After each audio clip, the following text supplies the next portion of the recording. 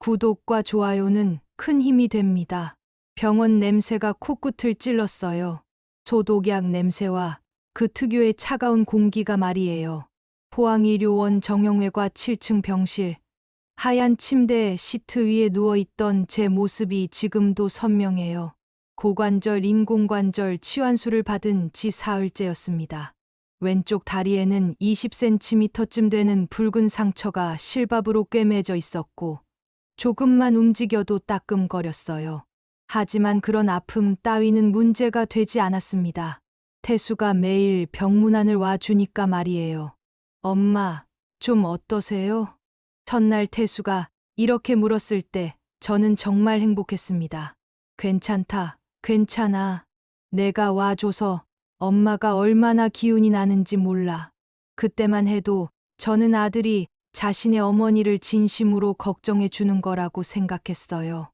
26살에 품에 안겨 첫 울음을 터뜨렸던 그 작은 생명이 이제는 제 곁을 지켜주는 든든한 46세 아들이 되었다고 믿었습니다. 하지만 사흘째 되던 날 아침이었어요. 태수가 병실 문을 열고 들어오는데 얼굴이 심상치 않았습니다.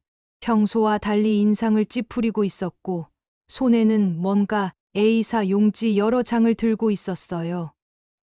엄마, 목소리가 달랐어요. 차갑고 딱딱했습니다. 응, 태수야. 무슨 일이야? 저는 침대에서 몸을 일으키려고 했지만 다리의 상처 때문에 제대로 움직일 수가 없었어요. 그래서 그냥 누운 채로 아들을 바라봤습니다. 태수가 침대 옆 의자에 앉으면서 그 종이들을 제 앞에 내밀었어요. 엑셀로 깔끔하게 정리된 표들이었습니다. 수술비, 재활치료비, 간병비, 숫자들이 줄을 맞춰 서 있었어요. 엄마, 이거 봐요. 제가 병원비 계산해 봤어요. 계산기 두드리는 소리가 또렷하게 들렸습니다. 딸깍, 딸깍. 어릴 때부터 그랬어요. 태수는 숫자 앞에서는 감정이 사라져 버리거든요. 고관절 인공관절 치환술 총 예상 비용 1,650만 원. 재활 기간 최소 6개월에서 1년. 물리치료비까지 합치면 2천만 원은 넘을 거예요. 제 가슴이 서늘해졌어요. 아들이 제 수술비를 계산하고 있다니. 태수야, 그럼 어쩌자는 거니? 엄마, 솔직히 말씀드릴게요. 효율로 따지면 가성비가 안 나와요. 가성비, 72세 어머니의 수술을 가성비로 따진다고요. 제 손이 떨렸어요. 30년 넘게 써온 노란 가계부를 꺼내 들었습니다. 태수 기저귀값부터 대학 등록금까지 모든 게 다 적혀 있는 그 책을 말이에요. 그럼 엄마는 어떻게 하라고? 요양원이 좋을 것 같아요. 전문 간병도 받고 체계적인 재활도 할 수 있고 엄마 혼자서는 관리하기 어려우니까요. 그때 다은이가 끼어들었어요. 제 며느리답게 현실적이고 차분했습니다. 10월드 타령 한 번 안 하고 지금까지 살아온 며느리였는데 그게 고마웠었는데 말이에요. 어머니, 요양원에서 안전하게 관리받으시는 게 좋을 것 같아요. 그럼 송도 집은 어떻게 하고? 그냥 두면 되죠. 어머니가 요양원에 계시는 동안 태수가 당연하다는 듯 말했어요. 송도 전세 2억. 제가 내준 돈으로 산 그 집에서 계속 살면서 저는 요양원에 보내겠다는 소리였습니다. 저는 가계부를 덮었어요. 손이 떨렸습니다. 분노 때문이 아니었어요. 서늘한 깨달음 때문이었습니다. 계산이 끝났구나. 태수의 계산이 말이에요. 알았다. 목소리가 잠잠하게 나왔어요. 태수와 다은이가 안도하는 표정을 지었습니다. 순한 엄마가 순하게 받아들여 주니까 고마워하더라고요. 하지만 제 계산은 이제 시작이었어요. 1997년 1월 남편이 죽던 해 겨울이었어요. 지병으로 오래 앓다가 갔습니다. 태수는 20살, 대학교 2학년이었어요. 그때도 계산을 했었죠.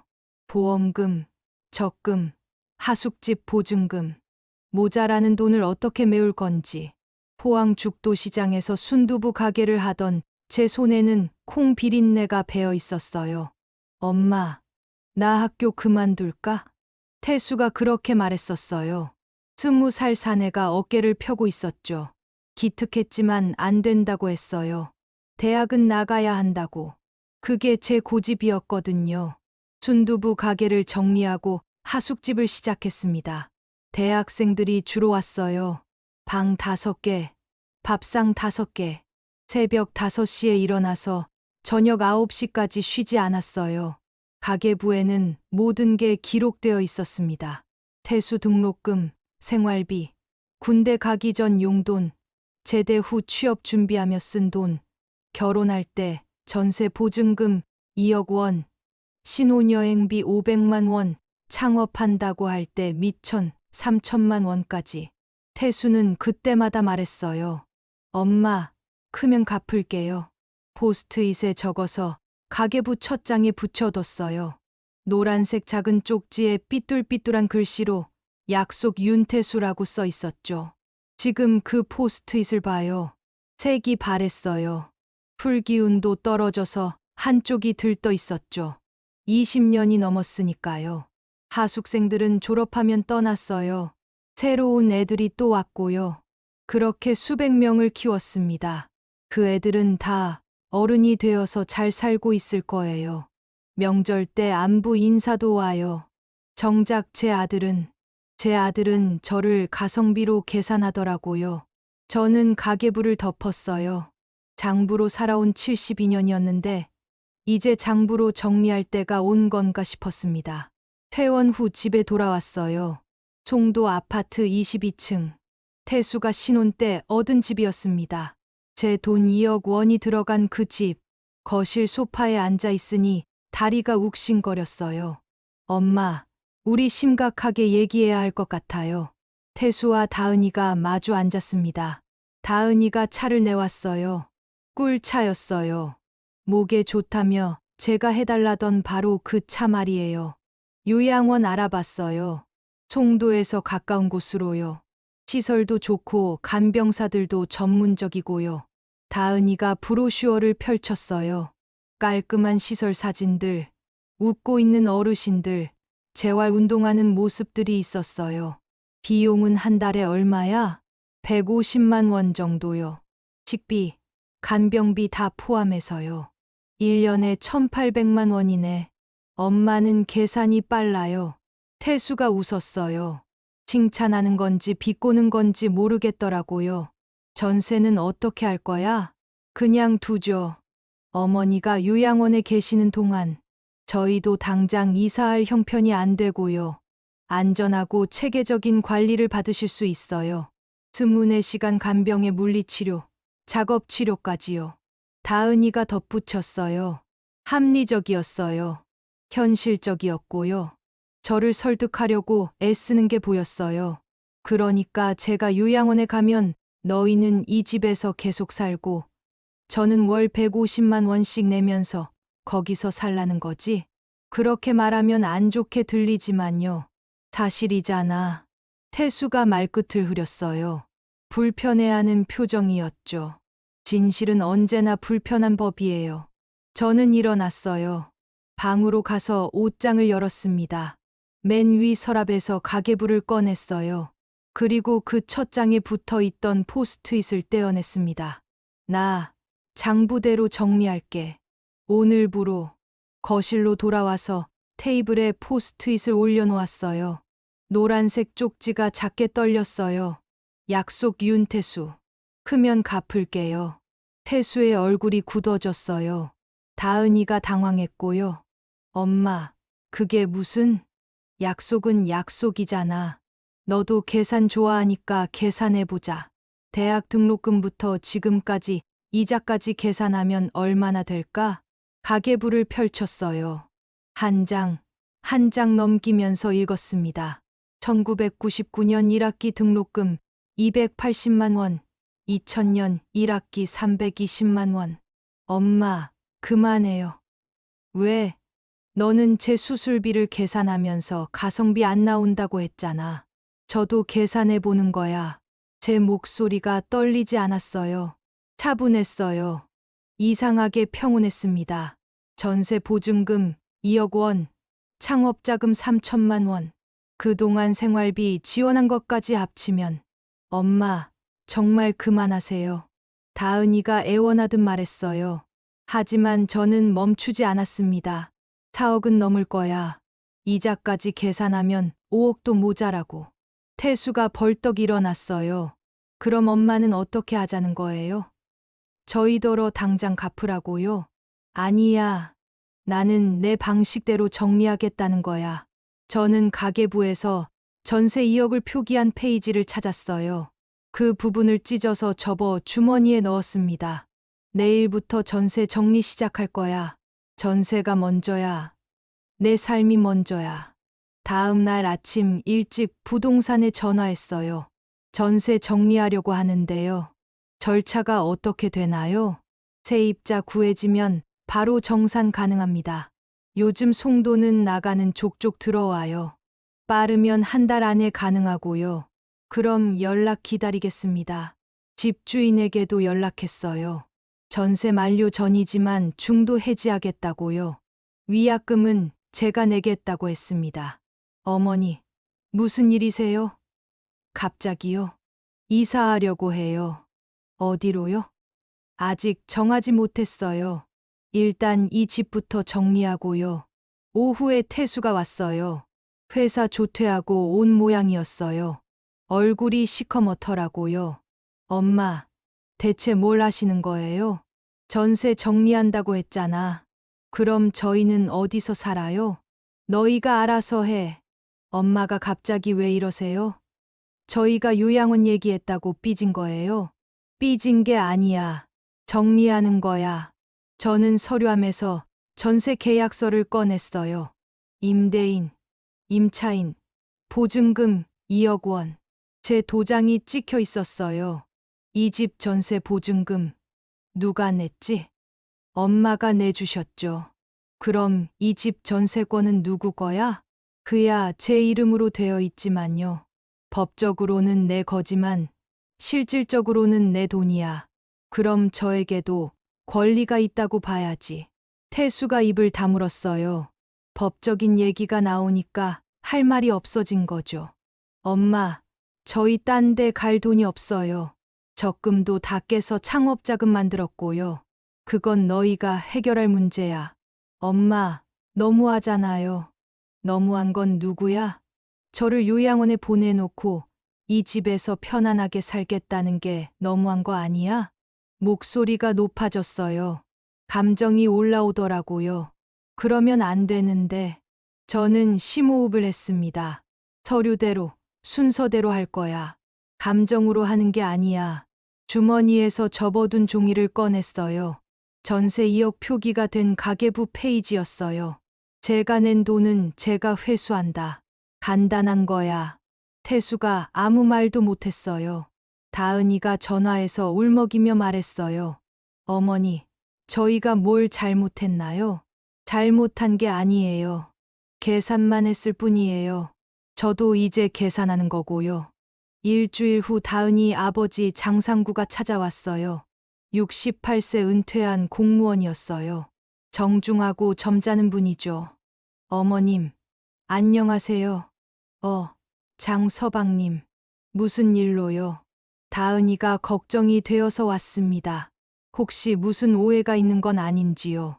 거실에 앉아서 차를 마시며 이야기했어요. 장상구는 말을 돌렸어요. 직접적으로 말하지 않고 애둘러 돌더라고요. 어머님, 요즘 젊은 것들이 말을 함부로 하죠. 그런데 속마음은 그런 게 아닙니다. 저도 압니다. 태수가 나쁜 놈은 아니죠. 그렇죠. 다들 어머님 생각해서 하는 말인데 표현이 서툰 거죠. 요양원도 저를 위해서 하는 말이라는 거죠. 시설이 좋고 전문적이니까요. 집에서 혼자 계시는 것보다요. 장상구가 설득했어요. 부드럽게, 합리적으로요. 하지만 제 마음은 이미 정해졌었어요. 장서방님, 감사하지만 제 결정은 바뀌지 않아요. 어머님, 전세 정리하고 제가 따로 살겠습니다. 어디서요? 아직 정하지 못했어요. 일단 이 집부터 정리하고요. 장상구가 돌아간 후 저는 전화번호 변경 신청을 했어요. 30년 넘게 쓰던 번호를 바꾸는 거였습니다. 태수에게서 편지가 왔어요. 등기로 보낸 정중한 편지였어요. 봉투를 열지 않고 서랍에 넣어뒀습니다. 답장하지 않았어요. 짐을 정리하기 시작했어요. 상자 3개를 준비했습니다. 첫 번째 상자에는 태수 어릴 때 앨범, 상장, 일기장, 아들의 추억들을 담았어요. 두 번째 상자에는 남편 유품들, 시계, 넥타이, 안경, 30년간 간직해온 것들이었어요. 세 번째 상자에는 가계부 전권, 30년간의 기록들이었습니다. 각 상자에 메모를 붙였어요. 이건 다 너의 몫이다. 엄마, 상자들을 현관 앞에 놓았습니다. 태수가 가져가면 되는 거죠. 아니면 다은이가요. 새 핸드폰 번호로 첫 전화를 걸었어요. 여보세요. 강릉 부동산이죠? 안목해변 근처 전세 알아보고 싶습니다. 바다가 있는 장부, 강릉 안목해변이었어요. 소형 오피스텔 22평, 전세 8천만 원이었어요. 송도 2억에 비하면 반도 안 됐죠. 그럼 1억 2천만 원이 남는 거예요. 노후 자금으로는 충분했습니다. 아침이면 바다가 보였어요. 커피 내리는 냄새가 골목마다 풍기고요. 안목항에서 갓 잡은 생선을 파는 아주머니들이 정겨웠어요. 어디서 오셨어요? 포항이요. 송도에서 좀 살다가요. 아, 그러시구나. 여기 살기 좋죠. 바다 있고 조용하고요. 새로운 동네, 새로운 이웃들이었어요. 아무도 저를 모르더라고요. 윤태수 엄마가 아니라 그냥 윤금래였어요. 노인대학에 등록했어요. 글쓰기 수업을 들으려고요.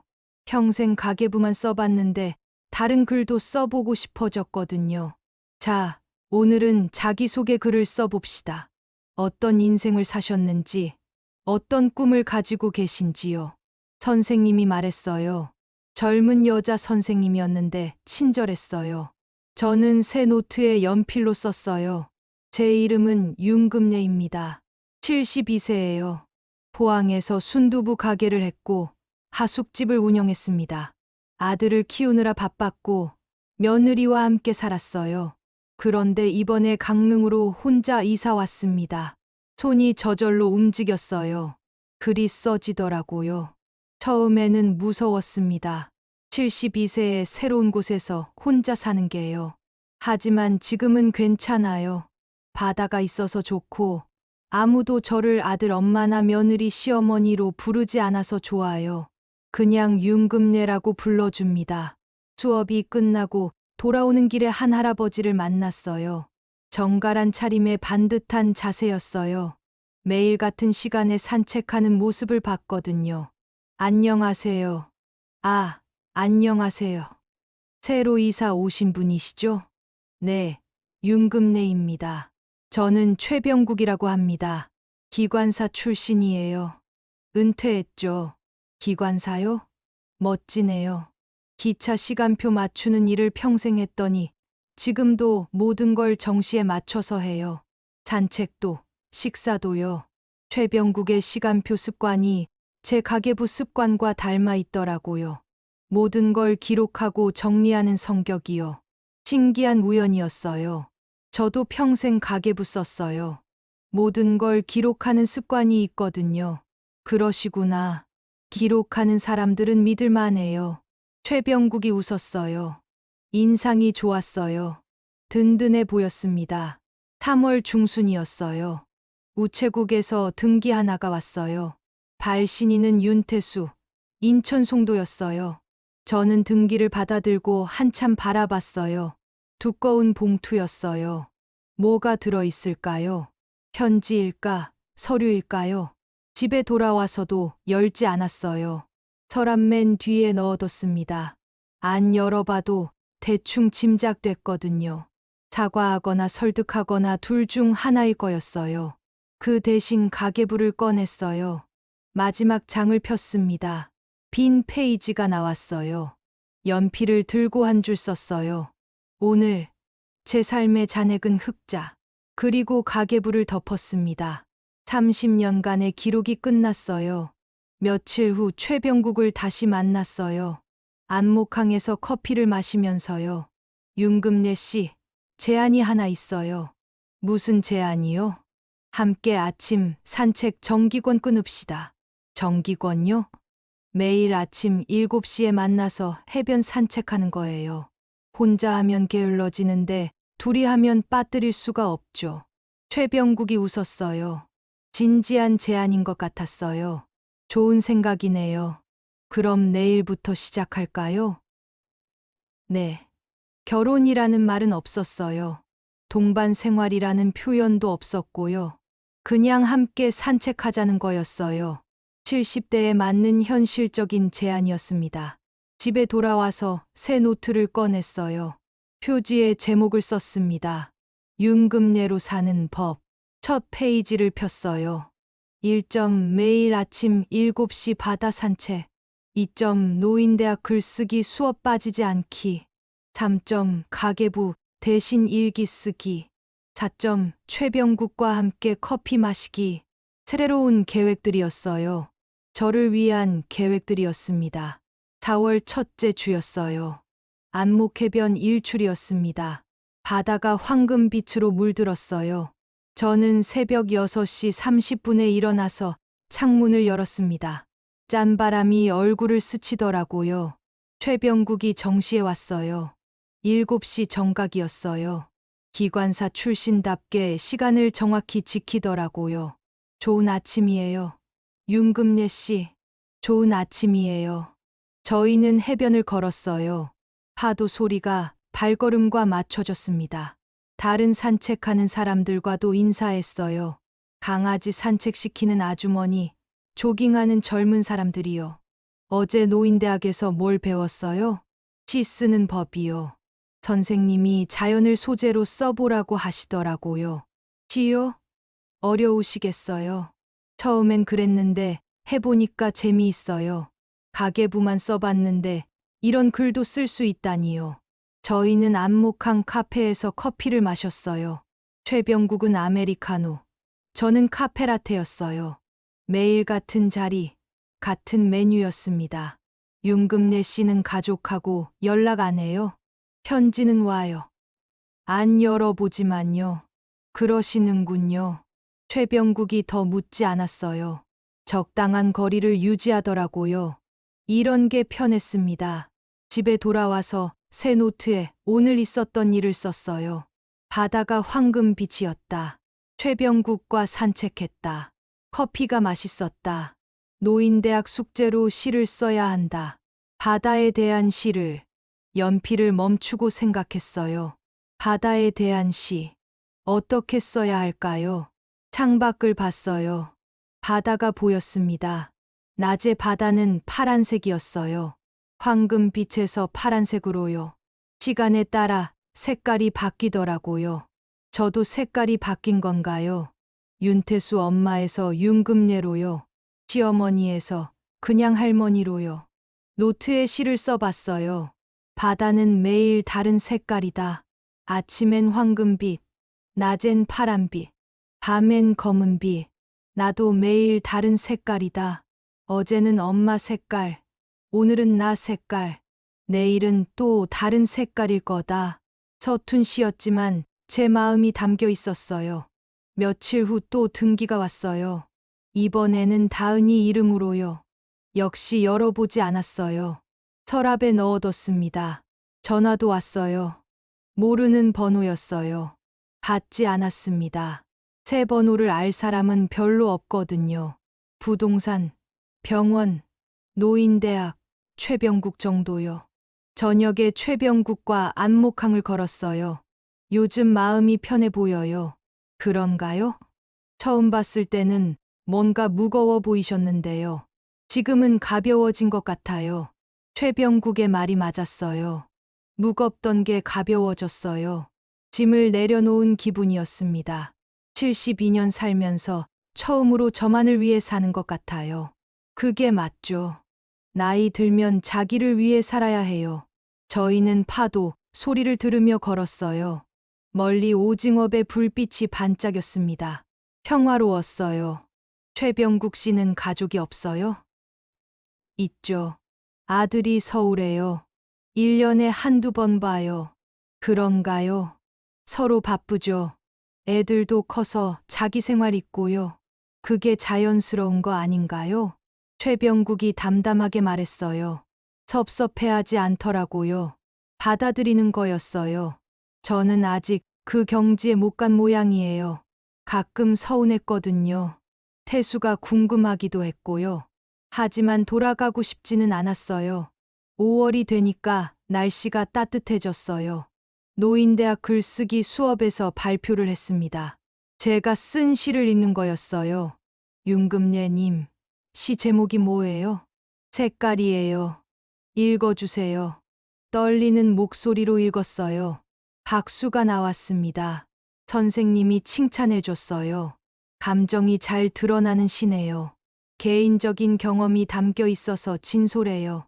수업 후에 같은 반 할머니가 말을 걸어왔어요. 윤금래 씨, 시가 참 좋더라고요. 어디서 사세요? 안목해변 쪽이요. 아, 거기 좋죠. 저도 가끔 산책 가요. 새로운 인연들이 생겼어요. 윤태수 엄마가 아닌 윤금래로 만나는 사람들이었습니다.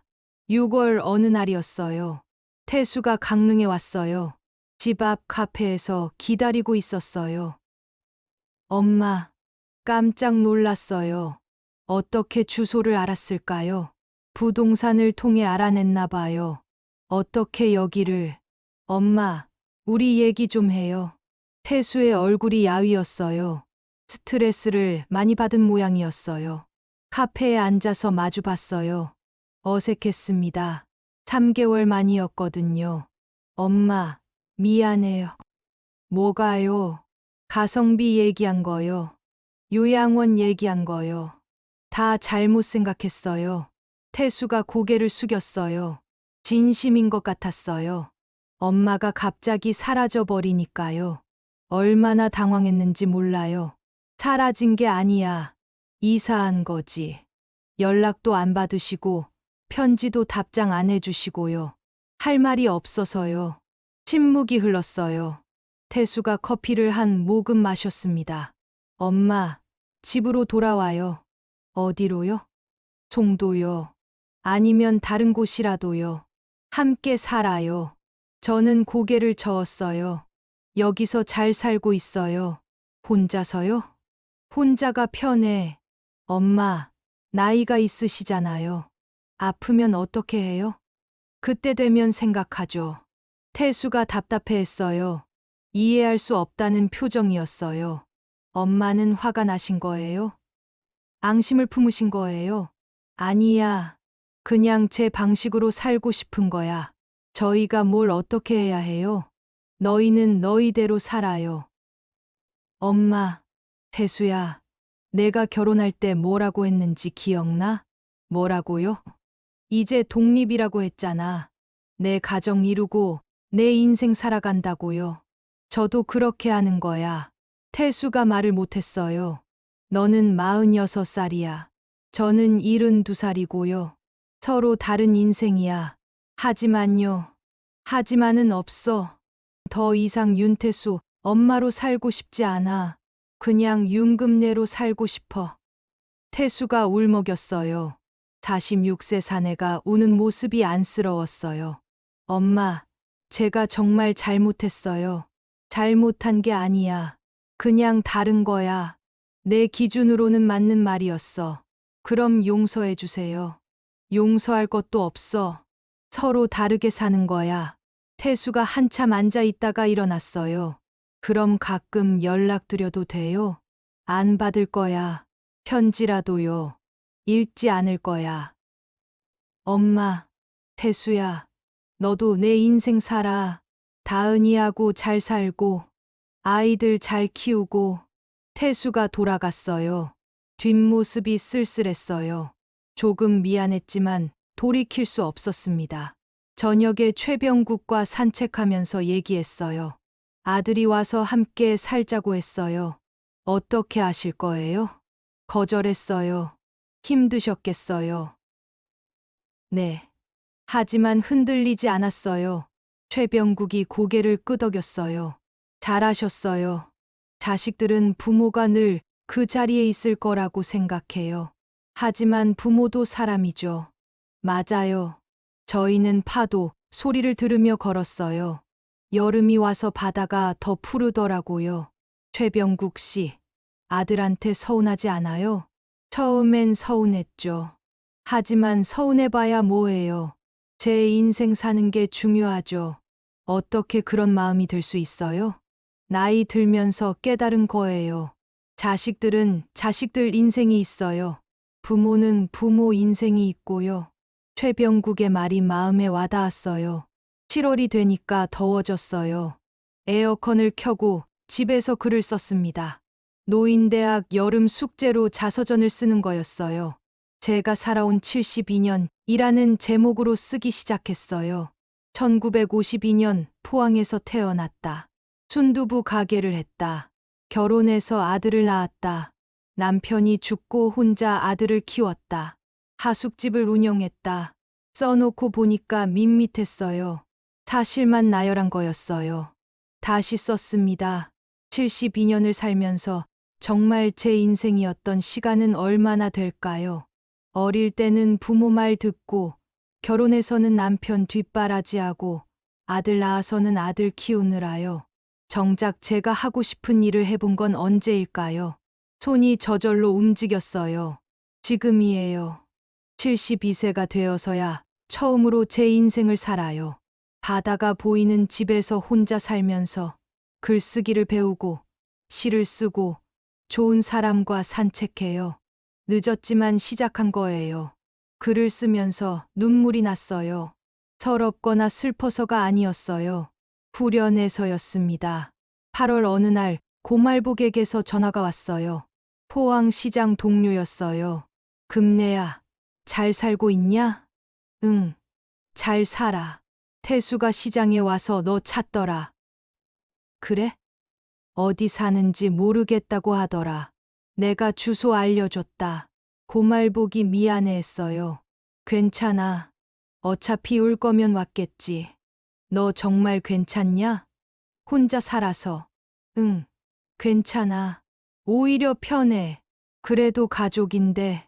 말보가, 저도 제 인생 살 권리 있잖아. 고말복이 한참 조용하다가 말했어요. 맞다. 당신도 당신 인생을 살아. 예전에 자주 해주던 말이었어요. 그때는 잘 몰랐는데 이제야 무슨 뜻인지 알겠더라고요. 9월이 되니까 바다가 고요해졌어요. 여름 관광객들이 떠나고 조용해진 안목해변이었어요. 저는 이런 때가 더 좋았습니다.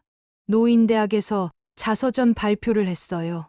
제가 살아온 72년을 읽었습니다. 72세가 되어서야 처음으로 제 인생을 살아요. 이 부분에서 박수가 나왔어요. 공감하는 사람들이 많은 모양이었어요. 수업 후에 선생님이 말했어요. 윤금래님, 글이 참 솔직해요.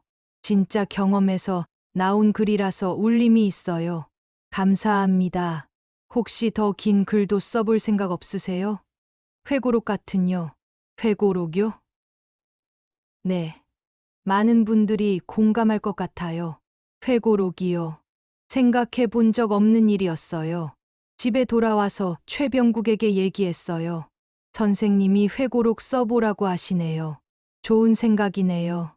윤금래 씨 인생이 책이 될 만해요. 제가 뭐 특별한 사람도 아닌데요. 특별하지 않아서 더 특별한 거죠. 보통 사람들이 공감할 수 있으니까요. 최병국의 말에 용기가 났어요. 그날 밤새 공책을 샀어요. 두꺼운 공책이었어요. 표지에 제목을 썼습니다. 윤금래의 마지막 계산. 첫 페이지에 썼어요. 이 책은 72세 할머니가 마지막으로 하는 계산이에요. 제 인생의 손익계산서예요. 10월이 되니까 단풍이 들기 시작했어요. 바다도 색깔이 바뀌었습니다. 여름의 푸른색에서 가을의 회색빛으로요. 매일 아침 최병국과 산책했어요. 이제 6개월째였습니다. 한 번도 빠뜨린 적이 없었어요. 윤금래 씨, 저희 산책 정기권 갱신해야겠네요. 갱신이요? 6개월 더요. 겨울에도 계속하죠. 최병국이 웃었어요. 따뜻한 웃음이었어요. 좋아요. 갱신합시다. 저희는 약속했어요. 겨울에도 함께 산책하기로요. 11월 어느 날이었어요. 다은이가 보낸 편지가 왔어요. 이번에는 열어봤습니다. 어머니, 안녕하세요. 다은입니다. 그동안 연락 못 드려서 죄송해요. 어머니가 연락 받기 싫어하신다는 걸 알지만 그래도 안부는 전해드리고 싶어서 편지 써요. 정중한 편지였어요. 원망하는 말은 없었어요. 저희는 잘 지내고 있어요. 태수 오빠는 새 직장에 들어갔어요. 정규직이에요. 저도 파트타임으로 일 시작했고요. 아이들도 잘 크고 있어요. 아이들이요? 임신했나 봐요.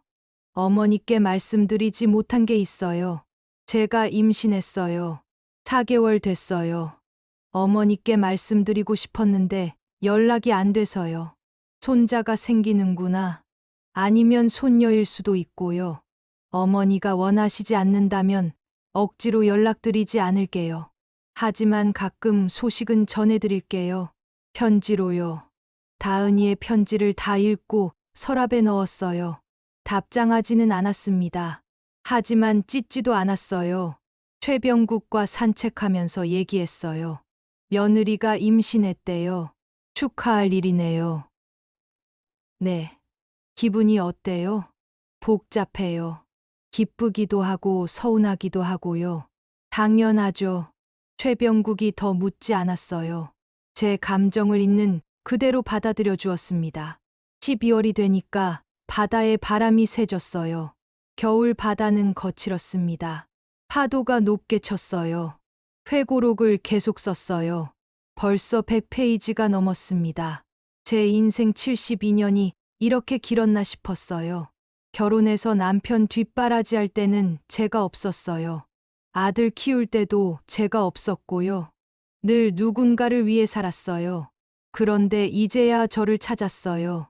72세에 처음 만난 윤금래예요. 글을 쓰면서 정리가 됐어요.